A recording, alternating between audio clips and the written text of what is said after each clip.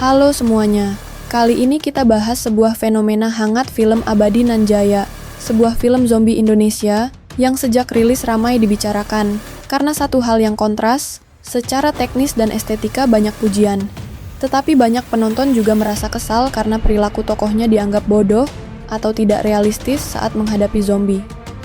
Di video ini kita akan mengurai kenapa reaksi itu muncul, apakah keluhan tersebut adil, dan mengapa film ini tetap menarik meski menuai kritik.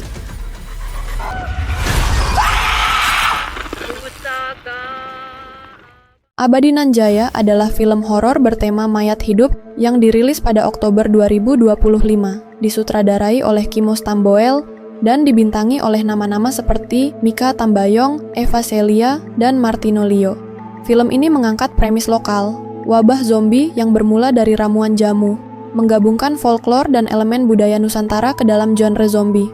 Sejak pemutarannya di platform streaming, film ini meraih posisi tinggi di daftar tayangan populer, meski juga mendapat banyak ulasan kritis terkait penulisan karakter. Di media sosial, banyak cuitan, komentar, dan reel yang menyoroti satu hal berulang. Kenapa tokoh-tokohnya bertindak bodoh? Misalnya mengambil keputusan yang lambat, mengabaikan opsi logis, atau melakukan aksi yang membuat situasi makin berbahaya, sehingga memicu kematian konyol. Beberapa ulasan menyebut ini sebagai masalah penulisan karakter yang mengganggu imersi penonton. Bahkan ada yang sampai menilai karakter-karakter tersebut membuat film kurang memuaskan, meski elemen lain dipuji.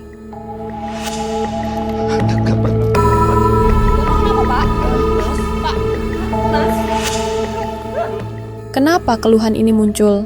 1. Ekspektasi terhadap survival logic dalam genre. Penonton yang sudah akrab dengan film survival horror berharap karakter bereaksi rasional terhadap ancaman yang jelas, misalnya mengunci pintu, bermanuver, bekerja sama, memprioritaskan keselamatan. Ketika karakter bertindak sebaliknya, itu memicu friksi kognitif dan rasa frustrasi karena aturan tidak dijaga. Ini memperjelas mengapa kesalahan logika kecil terasa membesar. 2. Identifikasi versus distansi emosional. Penonton cenderung ingin mengidentifikasi dengan tokoh, memilih tokoh pintar, atau setidaknya bijak dalam situasi krisis. Jika sebuah karakter berulang kali membuat keputusan buruk, penonton merasa dikhianati karena mereka harus menanggung konsekuensi.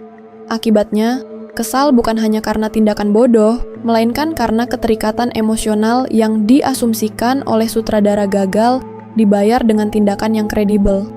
3. Efek jejaring sosial dan amplifikasi. Di era media sosial, momen lucu atau menjengkelkan cepat dipotong, disebar, dan diperbesar. Adegan yang membuat karakter tampak bodoh menjadi klip pendek yang mudah viral, sehingga persepsi tokoh bodoh melekat lebih kuat pada publik dibandingkan opini kritis penuh konteks.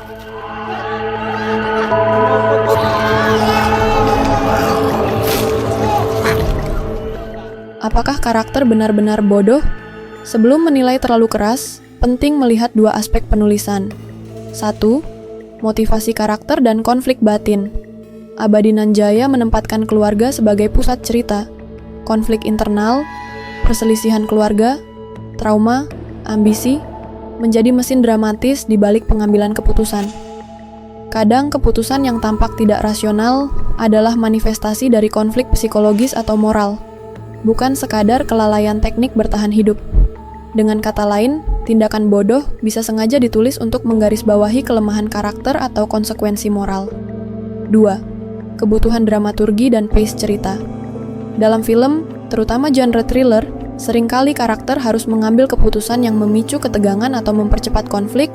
Ini adalah kompromi antara realistis dan kebutuhan narasi.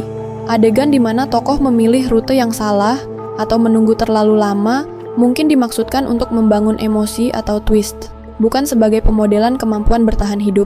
Namun, kompromi ini rentan membuat sebagian penonton merasa dikhianati bila tidak dieksekusi sangat meyakinkan. Ya, zombie di film ini agak beda kan? Dan pada akhirnya, jika kita melihat lebih dalam, karakter-karakter di Abadi Nan Jaya sebenarnya tidak bodoh seperti yang ramai dikatakan di media sosial.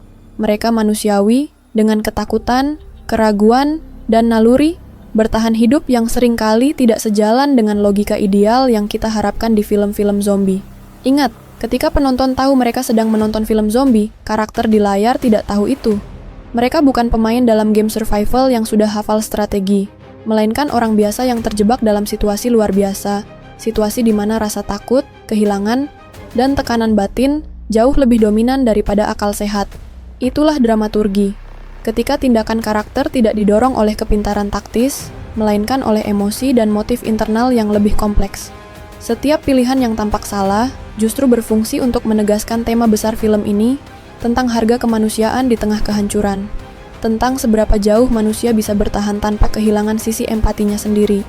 Dalam konteks itu, keputusan yang terlihat bodoh sebenarnya adalah simbol bahwa dalam dunia yang dikuasai ketakutan, akal sehat bukan lagi prioritas utama, melainkan perasaan, moral, dan hubungan antar manusia.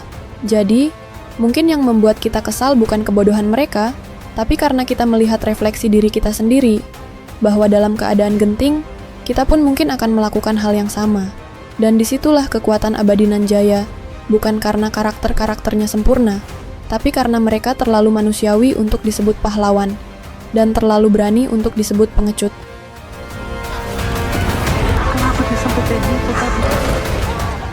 Terima kasih sudah menonton video ini.